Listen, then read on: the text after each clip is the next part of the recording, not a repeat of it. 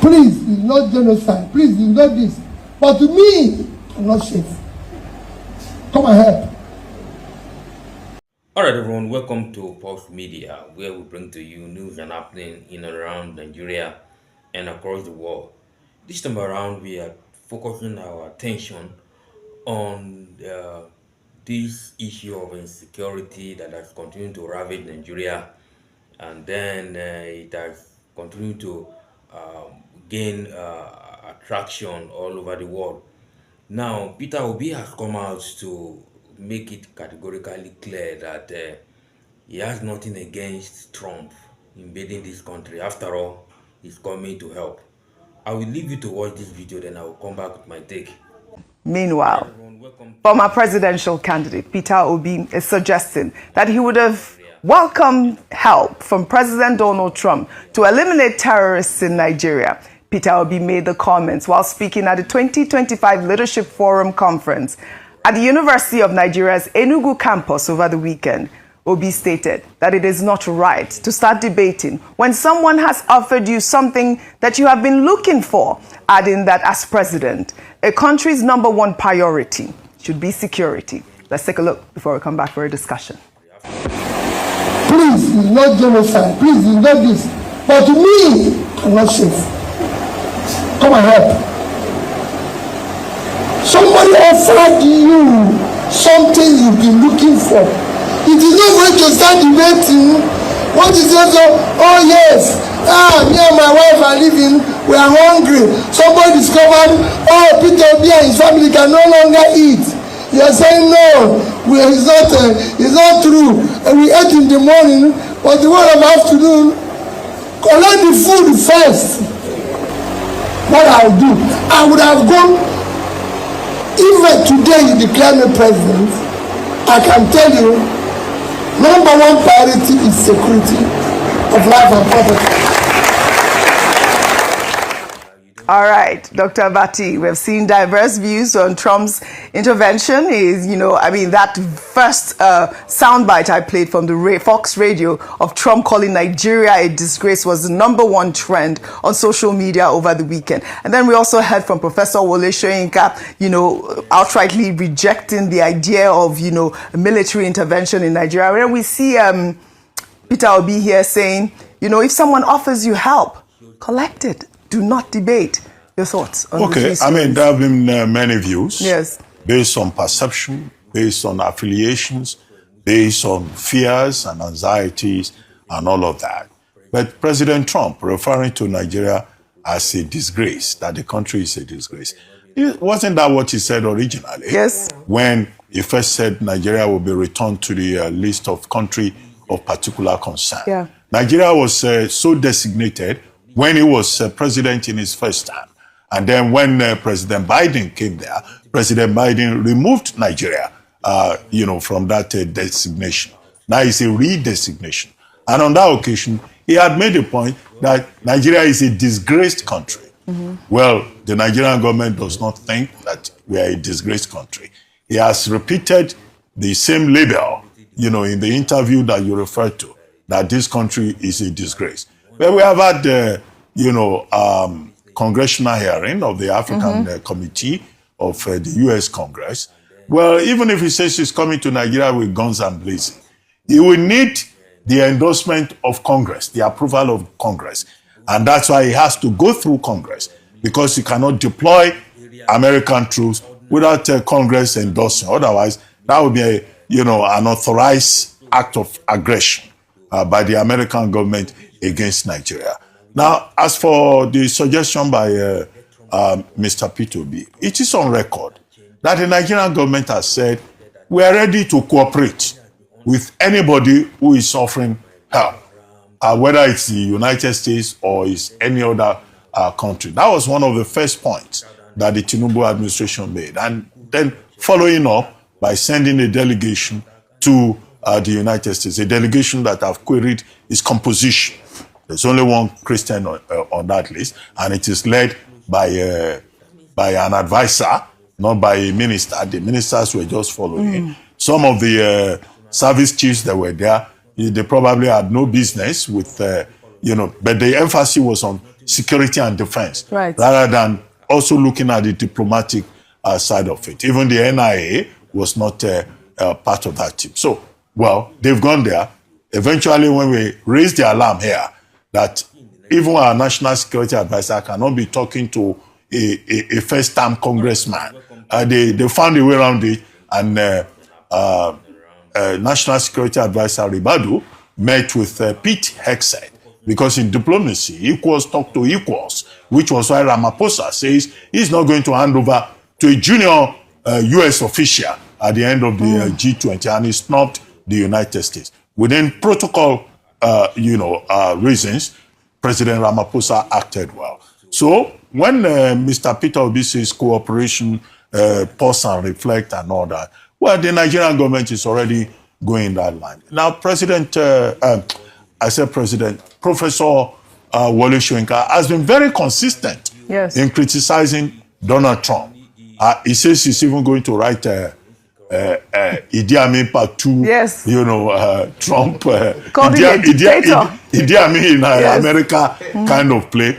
And when Trump was there for his first time, he voluntarily, relinquished his green card because, it will appear that Professor Soyinka had seen what will happen under the Trump dispensation. And this time around, he has also not stopped criticizing him, either the visa policy or the plan to come and attack Nigeria. When he says he will not take help from a madman, there is a popular saying that even when your enemy offers you food, you don't take it. You don't take it. But that's his own perspective. Yes. And there are some Nigerians who are saying, oh, Trump should come. He should come and shoot everybody that is available. Yes. But the narrative has many dimensions. Right. Even in the U.S., Sarah Jacobs and some of the other Congress people who took part in the debate, some of them are saying Trump is reckless, and they are Americans. Right. Some of them are saying he has no powers to go and attack anybody in Nigeria. But the residual point is the point made earlier about safety of everybody.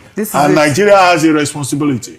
President Tinubu may be saying, well, we have rescued some people. No, it should not be on an episodic ad hoc basis. No. Because that's what Nigerian government does. We want to see when arrest. The government is under pressure, they say we have rescued 50 people. We have rescued 38 people in Eruku, Kwara State. All right. Nobody should be abducted. This is it. All of us should be safe. Well said. If all of us are safe, you will not even have to be thinking of withdrawing policemen from VIPs, because nobody will need VIP protection. Everybody will be safe. This is it. I mean, I think one of the things that Peter Obi said in that video was the fact that, the federal government, instead of debating whether there is a Christian genocide or not, should have just immediately accepted the collaboration. That the debate about whether there is a Christian genocide or not is quite unnecessary, which is one of the things that we've been talking about here. Meanwhile, a new video featuring Reverend Ezekiel Dachimo saying that he has been told to stop exposing the government over reports of a Christian genocide went viral over the weekend. Reverend Dachimo made the comments during a sermon, adding that he refuses to stay silent because the government's inaction has endangered Christians nationwide. He also condemned comments made by Islamic cleric Sheikh Ahmad Gumi, who alleged on Facebook that a doctor told him empty coffins were being buried to fabricate claims of a Christian genocide. Let's take a look. Somebody says, Reverend Dachimo, you stop exposing the government, your own government, your country. I say, oh, so I'm now exposing my government, in which they are watching me right inside Asoro on social media. Then I say, what of me? That the same government expose us to Fulani killings by refusing to stop Fulani from killing us. They came out publicly and say there's no genocide on Christian. That is another exposed one. Sheikh Gumi, the son of late Gumi, that used to go and bargain with terrorists He came out and said all the corpses that we buried is a lie. It's only coffin. I've named his name. He must appear in the International Criminal Court of the world to come and testify. I command the grave by the power of Jesus to release her anger, to hunt down Shegumi wherever he is. He will never know peace. Well, Reverend Dachumo is clearly not backing down despite the pressure. The question is, who exactly told him to stop speaking out?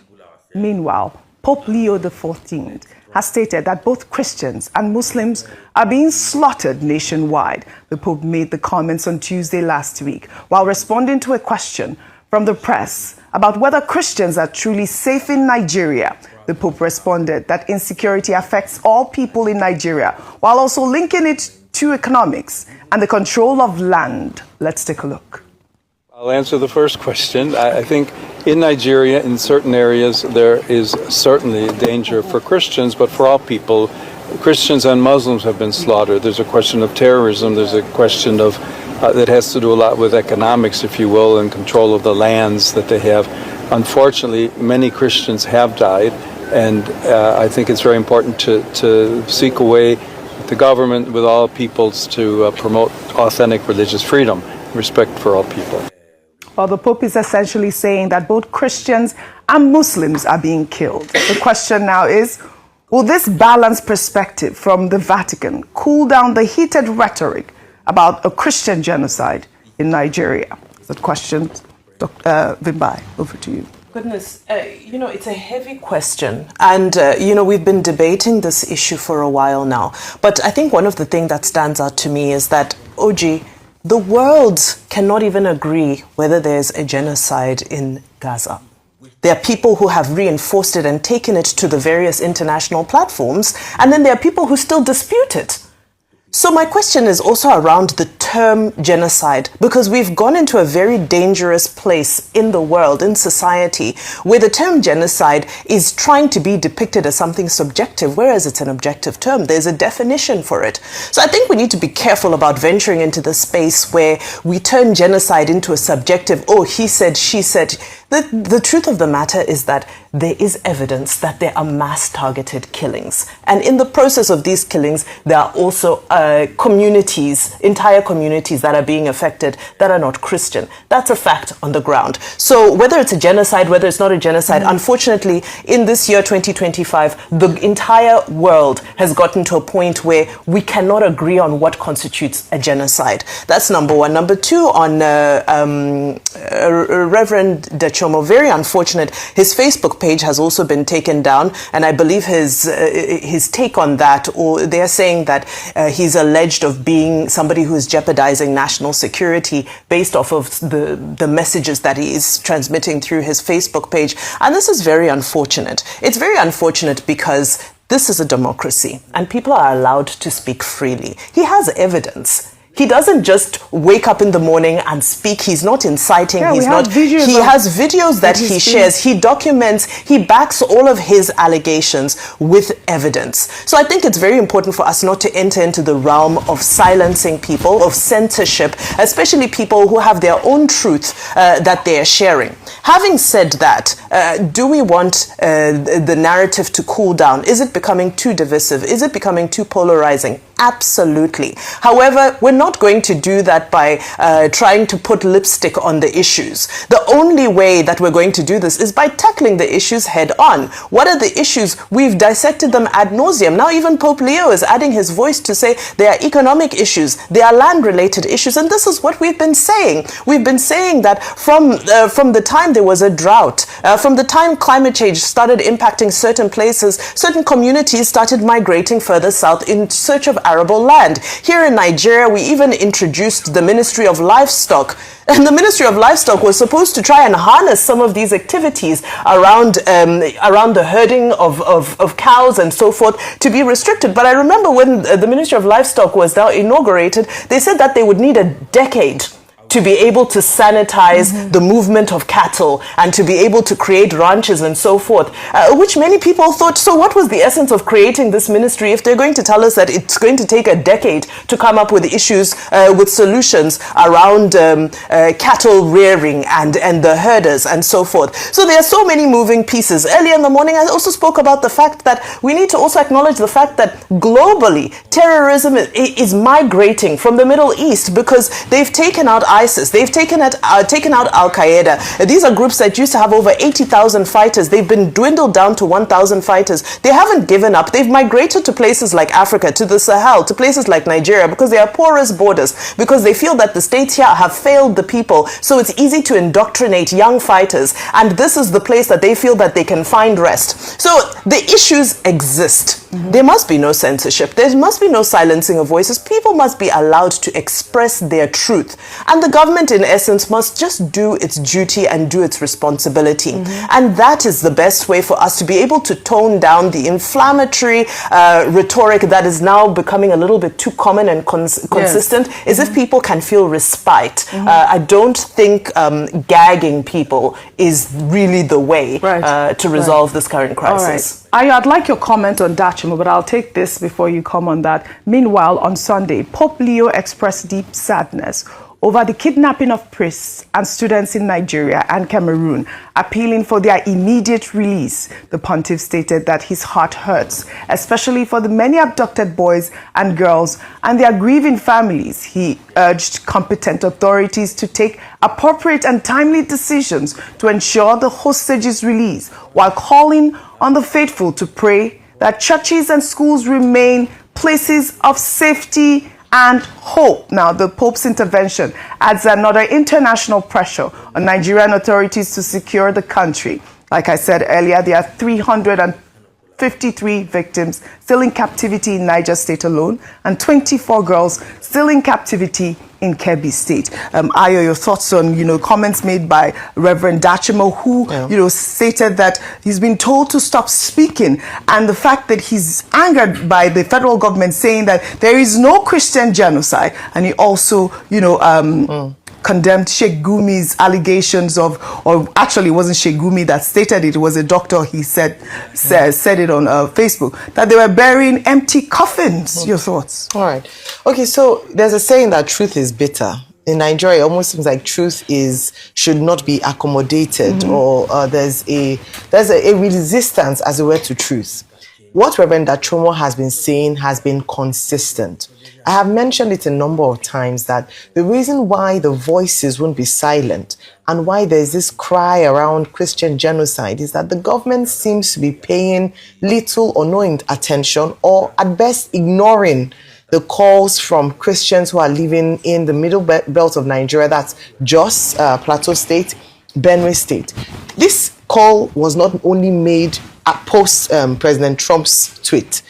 A number of times, Christians have been calling out and speaking out as to how they have been attacked deliberately. They've been targeted. Churches have been burned. There have been, mass graves being built with nothing being done. What the Trump tweet just did was amplify the voices of advocates who have been speaking for a very long time. I have said it that if only the government, in response to this, would even, as a show of fact that we are listening, open an inquiry, ask people to come and have an opportunity to really express themselves with the intention to deal with the problem and deal with it.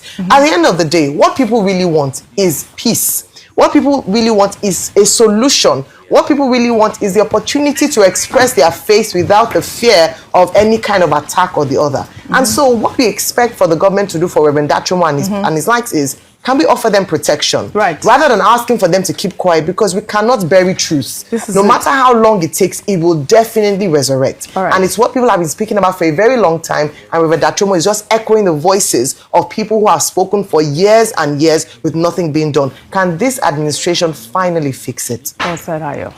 Meanwhile, the United States affirmed its commitment to partnering with Nigeria in the fight against terrorism following a high-level meeting between U.S. Secretary of War Pete Hegseth and Nigeria's National Security Advisor Nuhu Ribadu, who stressed the need for urgent Nigerian action to stop violence against Christians and combat the West African jihadist terrorist group.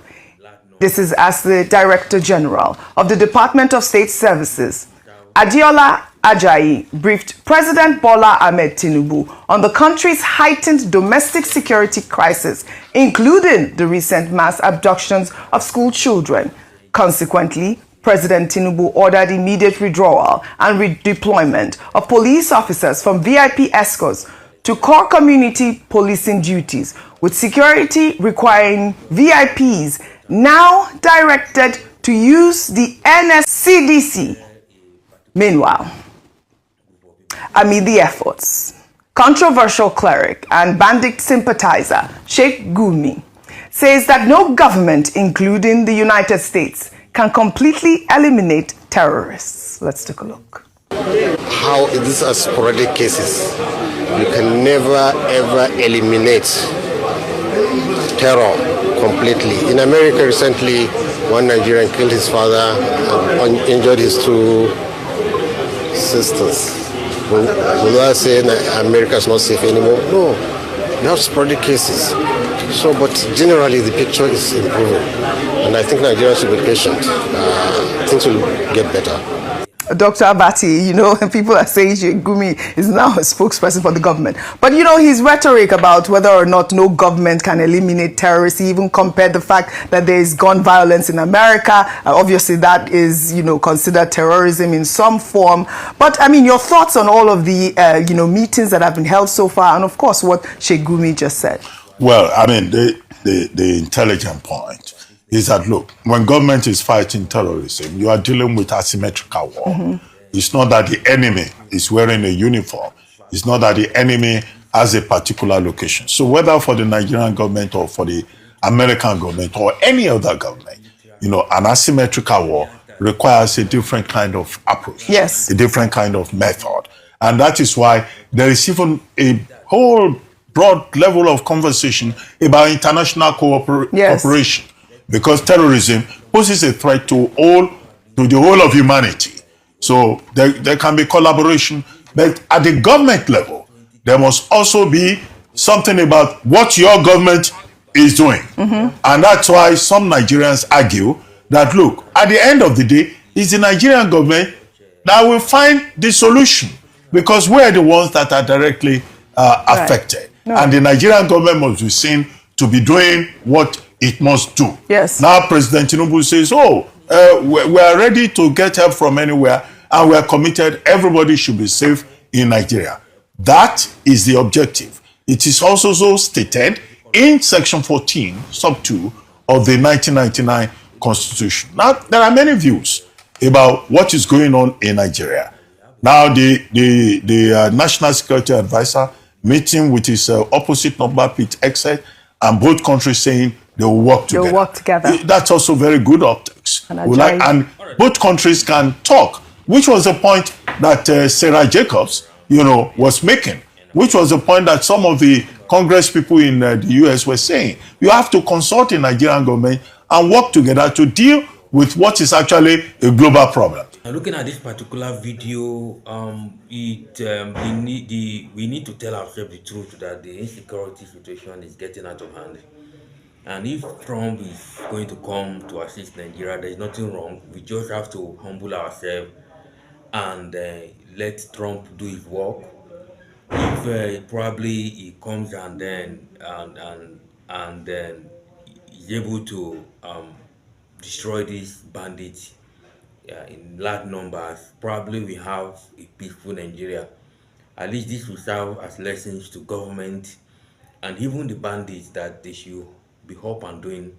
The government needs to be up and doing, because in this time and era, you don't just come and say you have that sovereignty that nobody can invade your territory, and then you allow people to be slaughtered, especially people of other religion.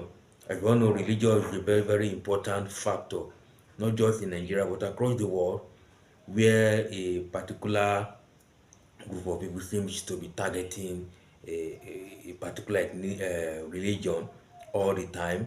It shows that the government is an Islamist government. Don't forget that the president is a Muslim and the vice president is also a Muslim. So it's very easy for people to say this president is not doing enough to protect the life of Christians. This president is not doing enough to secure the life of Christians. And so, if Trump comes in to at least let's see what Trump can do to at least wage that war against these terrorists. Probably they have the, definitely not even probably, they have the technology to pinpoint areas they can map out to carry out the activity. As we all know, Nigerian military is not well equipped. So if probably they do a kind of collaboration with Nigerian military, where we have the military, Nigerian military, the ones that are not, they are the ones that are not saboteurs, the ones that are truly patriotic about this nation, they lead the front, and then through technology and then useful information and fact, they can be, this Nigerian military can trace areas with both with the Google map, with the military arsenals, trace areas that ordinarily Nigerian military cannot trace. So we expect that to come. So Obi is right in this manner. We just have to humble ourselves. Let Trump do his work. Let's see. Probably this can change the whole narrative. Let us not forget that this insurgency has been on since 2010, from Boko Haram to now banditry, and then this banditry now is now shifting towards southern Nigeria. The Eruku church attack is one of them, and then so many attacks. And let us not forget that yesterday, on Sunday rather, there was another kidnap in a village close to Eruku. That means this insurgency is coming south. So there's a need for this government to be serious. Allow international help. Humble yourself. There's nothing wrong.